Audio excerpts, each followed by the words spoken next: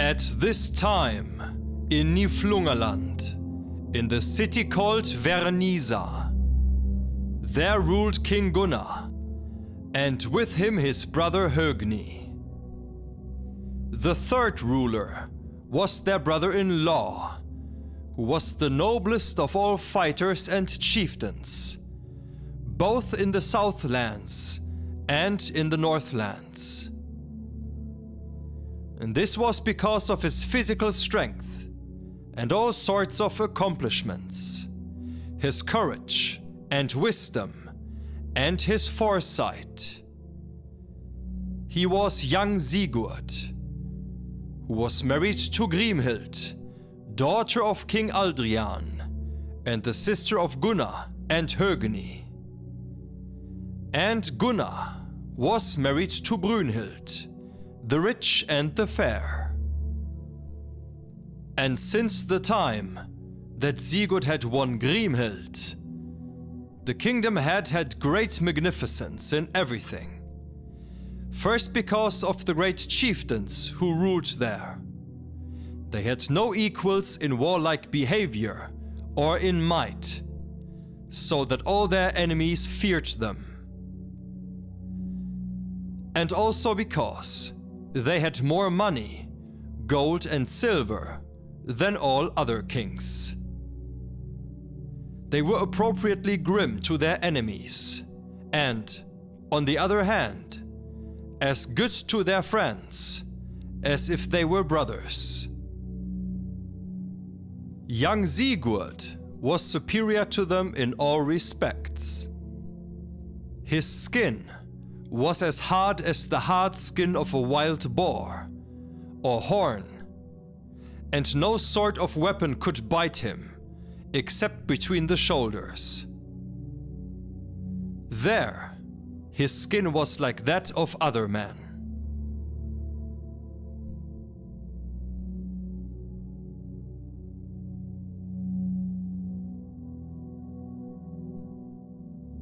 It happened one time that Queen Brynhild went into her hall and found Grimhild, the sister of King Gunnar, sitting before her. And when Brynhild had come to her seat, she spoke to Grimhild. "Why are you so proud that you do not stand up before me, your queen?" And Grimhild replied, "I can tell you why I do not stand up before you. First, you sit in the high seat that belonged to my mother, and secondly, I have no less right than you to sit there." Then Brynhild spoke. "Although your mother owned this seat, and your father owned this castle and this country, I shall now own it, and not you. You should rather go to the woods to explore the deer paths with your husband Sigurd. That is what you have come to, rather than being queen in Niflungaland." And Grimhild spoke. "Why do you now accuse me and make the one thing into a reproach and a shame that I think should be my honor and glory? That is that my husband is young Sigurd. Now you begin such a game in which you might wish that we talk more between us about what is fitting and what is shameful. Answer now the first question I ask you. Who took your virginity, and who was your first husband?" And Brynhild answered, "There you have asked me something I can tell you easily, and there is no shame in it. The powerful King Gunnar came to my castle, and with him many mighty chieftains, and with the advice of my friends, I took him as husband. I was then married to him with all sorts of magnificence, and we had the most expensive hospitality with a great multitude of men. And with him I came here to Niflungaland.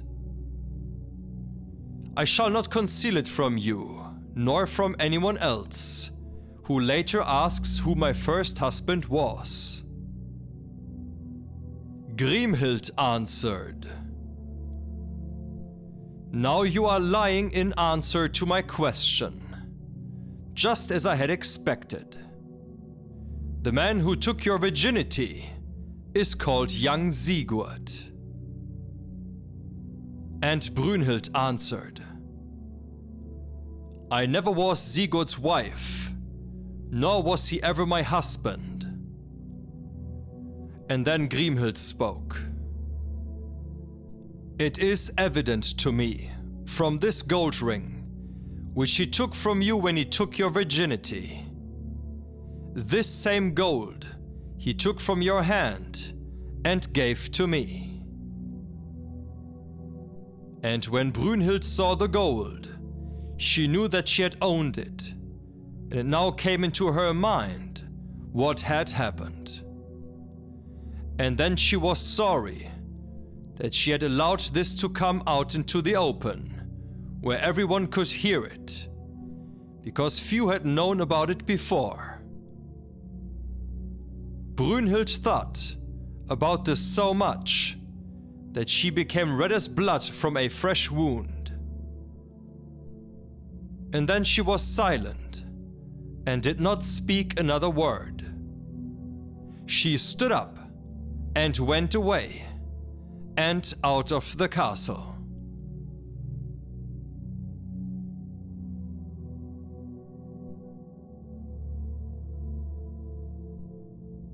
She saw 3 men riding to the castle.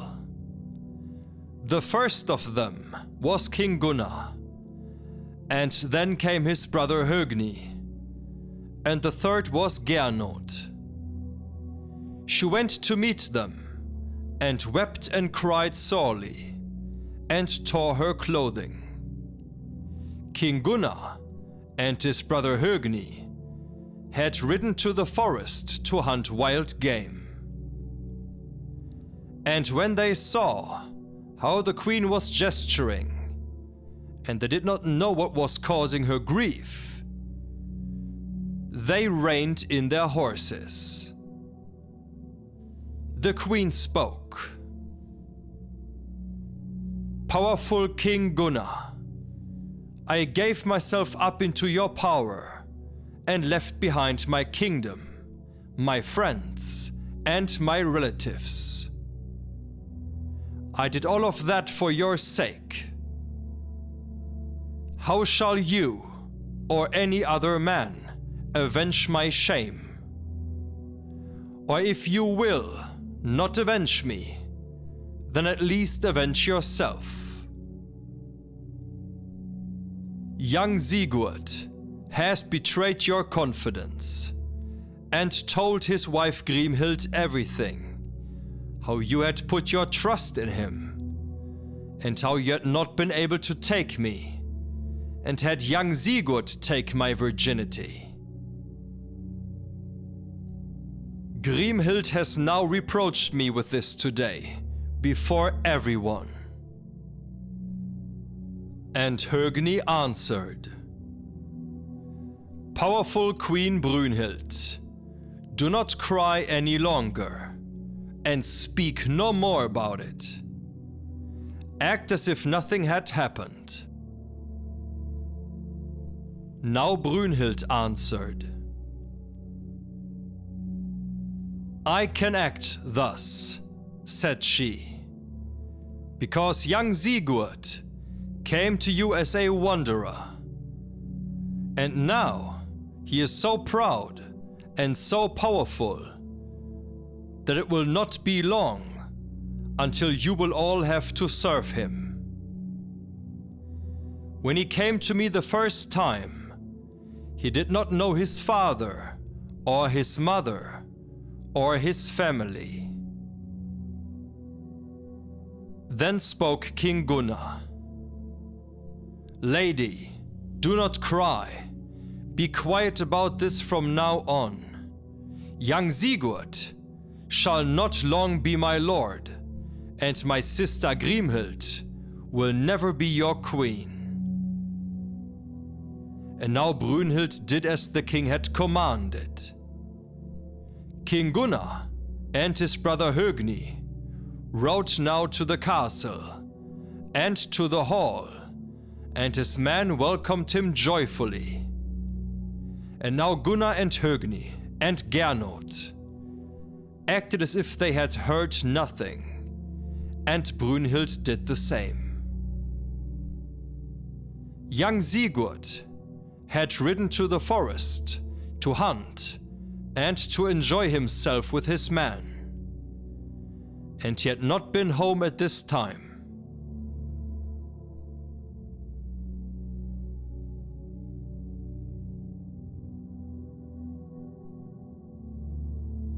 A few days later, young Sigurd came home in the evening with his men.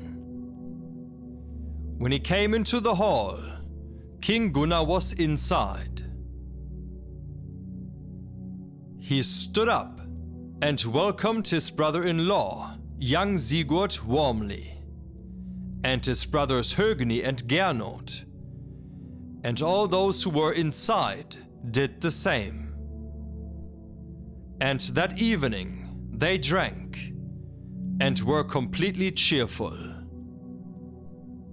Queen Brynhild was now completely unhappy. A few days later, Högni spoke to his brother King Gunnar. My lord, would you ride nearby in the woods and hunt game with us all together? The king answered that he would now ride out the next day if the weather was good. And now several days had passed.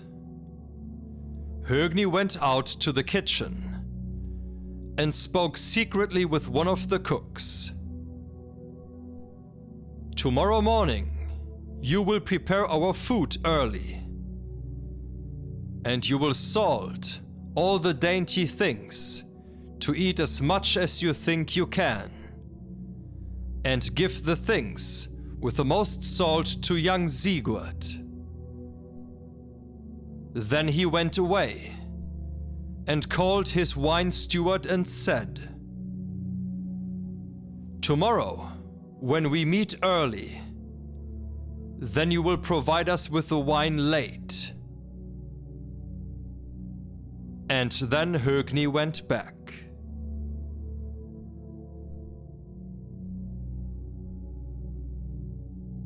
What plan is Högni coming up with here? To those who know, and to those who do not know yet, check out the next episode to find out what Högni had done, who's better known as Hagen of Tronje. But in the Scandinavian manuscript he's called Högni. So, thank you for your time and for tuning in. And see you again next episode, back here in the Hall of Sagenheim.